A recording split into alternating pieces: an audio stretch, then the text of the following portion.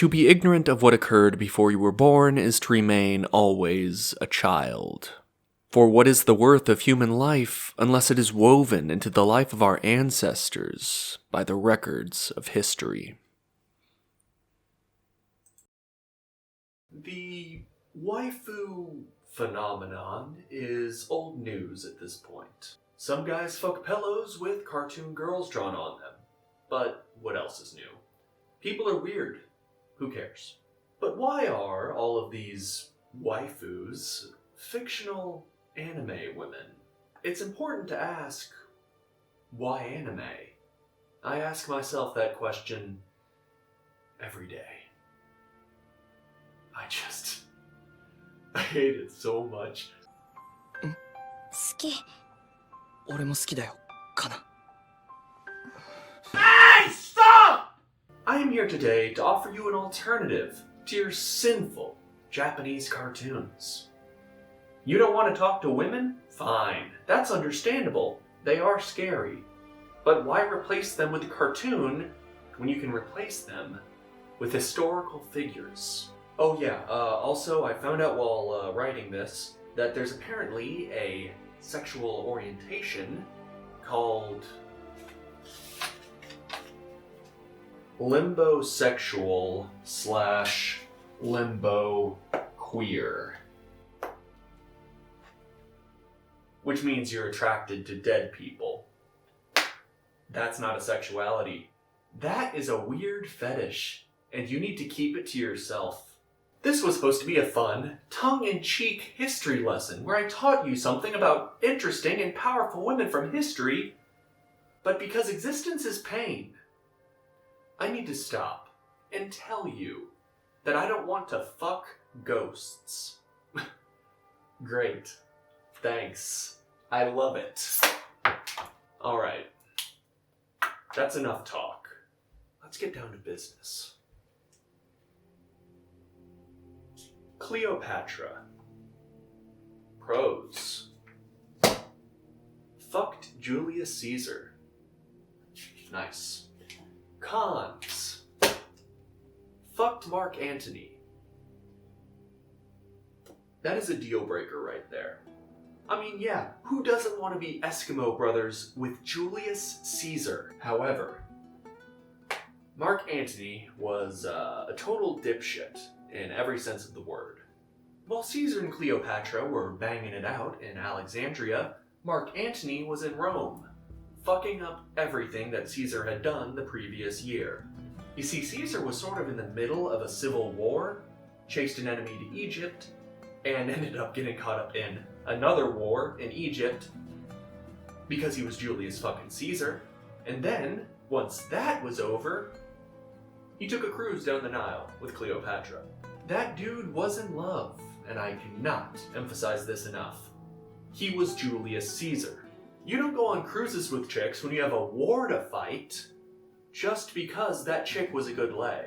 Cleopatra was almost definitely a great lay, but she was also interesting and smart.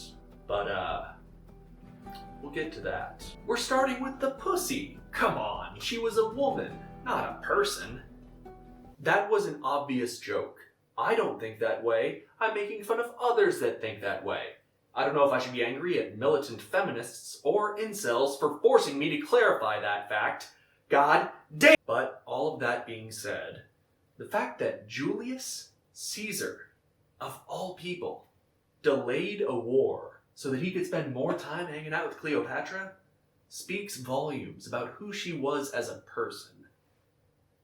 Although this is pretty much unforgivable. What can you do? Pro. Ruled Egypt. Egypt is cool, powerful women are cool, and I don't want to bring math into this, but cool squared equals lit. Out of all the River Valley civilizations, Egypt was by far the best because they had drip. Am I young and cool yet? I'm so sorry. I don't know why I wrote that. Pharaohs made rappers look like Buddhist monks. They had style. You know how they dressed. How did Babylonian kings dress? I don't know. I really doubt you do. You know how pharaohs dressed. Look at that hat. That is a cool-ass hat. That is timeless. A+. Khan wasn't Egyptian. Cleopatra was actually Macedonian. For those of you that don't know what Macedonia is or who Macedonians are, they're like almost Greek. That statement is technically correct. And the Greeks fucked little boys. Sure, they did other things, but you can invent all the democracy and fight the Persians in slow motion all you want. You still fucked little boys. Pro. Respected Egypt. Con. Ripped off Egypt. When the Ptolemean dynasty, which Cleopatra was a part of, took power in Egypt, they were in a weird place. They were Macedonian, and therefore foreign kings ruling over people that they didn't understand. While this is hardly unusual, this wasn't Gaul. This was Egypt. They sorta had a big reputation, and by big reputation, I mean they built the fucking pyramids. They looked good while doing it. They had a lot to live up to. The Ptolemeans were also, as I said, Macedonian. Therefore, they were Mediterranean trash people. Now, I know what you're thinking. Alexander the Great was Macedonian. Yeah, that's a common historical misconception. Alexander the Great was not that great. I can prove it scientifically. Wow, this really stuck on there. Yeah. Alexander the Great. Pros. Revolutionized warfare and pretty much conquered everything. Cons. Was Macedonian. They pretty much equal each other out. Regardless, the Ptolemean dynasty respected the Egyptian drip. They dressed like Egyptian pharaohs and observed many of their customs. That being said, they never actually learned to speak Egyptian. They just dressed Egyptian. So they were essentially cosplaying a far cooler ancient civilization. Pros. Cleopatra actually spoke Egyptian. You're confused. Don't worry, that's by design. The Lord works in mysterious ways. Yes, thank you. I am so humble. Cons. Spoke 7 languages. Yes, Cleopatra is actually the only member of the Ptolemean dynasty that actually learned how to speak the language of her subjects. That's impressive, both on an intellectual level, because Egyptian is hard. Can you speak this? Like, what the fuck is this? And impressive on a leadership level. She cared about her subjects and cared about what they thought of her. That means something. She, also, you might have picked up on this, was a she. Both her and her brother, Ptolemy, inherited the crown when their father died, but she was quickly exiled because, vagina. Is that a crime? Yeah, it's a crime. She deserved it.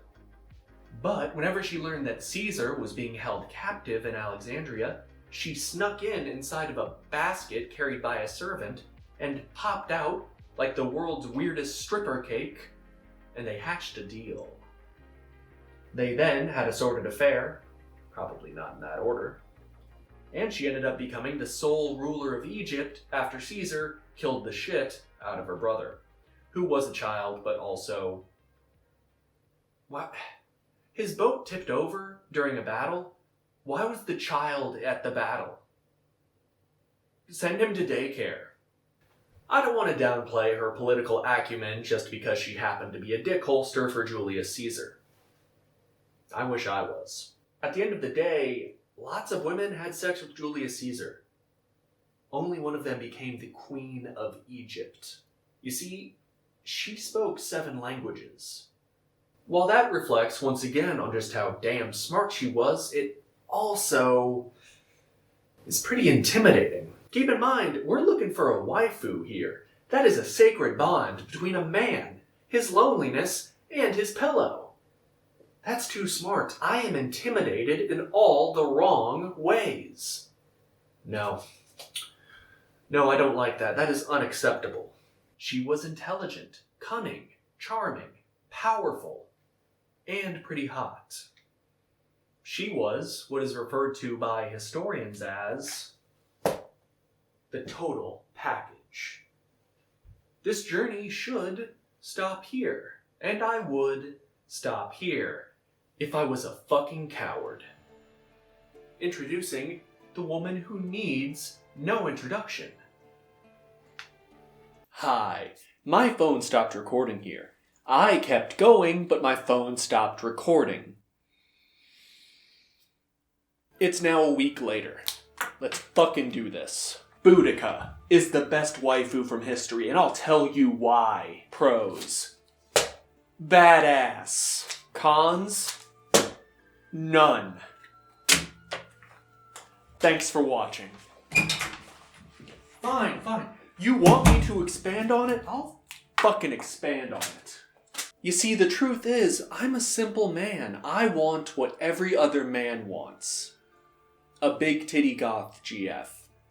Unfortunately, our options are limited when drawing from history. There were very few hot topics in ancient civilizations, but a small titty?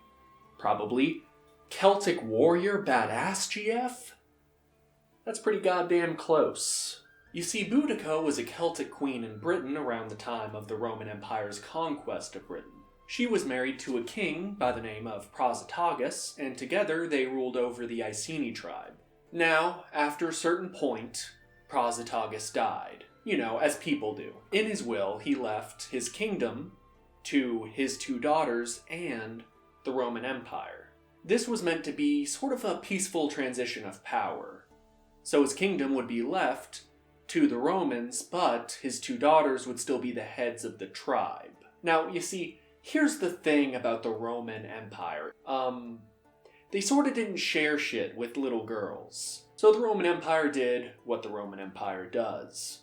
They looted the homes of the members of the tribe, raped all the women there because history was terrible, raped Boudicca's daughters, princesses, keep in mind, and then chained Boudicca to a post and whipped her in public. But you see, what separated Boudicca from other kings and queens that lost to the Roman Empire is, Boudicca wasn't a massive fucking pussy. Boudicca met with other tribe leaders in the area in secret, and together they decided to rebel against the Roman Empire.